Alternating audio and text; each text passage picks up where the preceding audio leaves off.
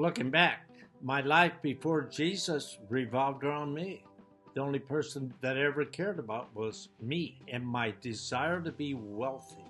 This desire drove me to start building a publishing company, and we were close to making this farm publishing company come to pass. We were $50,000 short. We had talked to investors, and the one man that looked like he was going to loan us the money backed out at the last second.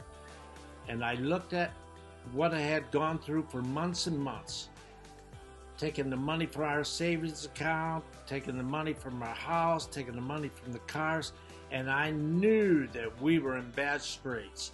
The only thing that I really had was a $125,000 life insurance policy, so I made up my mind to take my life. Didn't really matter because I was an agnostic. I didn't care about eternity. So May 20th, 1985, I walked into a friend of mine's insurance company, Bill Sheridan.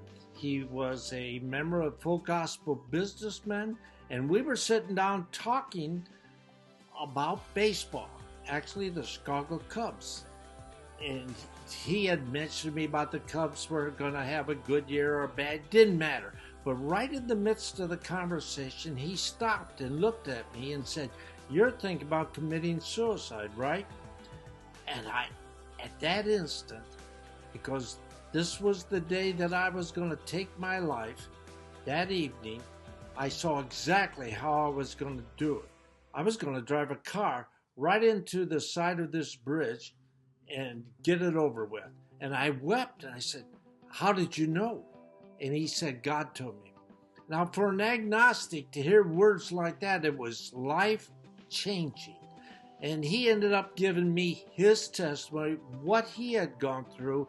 And then he said, "I speak in tongues." I go, "Oh, this must really be real." And then he handed me a book by Merlin Carruthers called Power and Praise. I took the book, drove home, and I was weeping the whole time that I drove home. I went in the house and I started reading this book.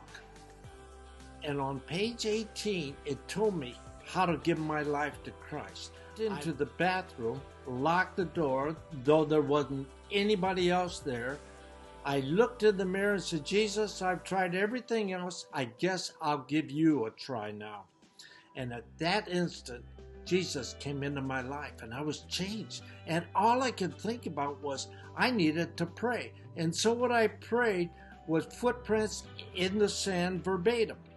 Now the only problem is I didn't know there was a poem named Footprints in the Sand. A girl had sang it a year earlier at a high school graduation. And I repeated those words verbatim. So if you ever think the Holy Spirit can't put you in remembrance, you're talking about a guy at a high school graduation hearing a song and speaking those words in remembrance. My life was changed from that day forward. I fell in love with a man named Jesus.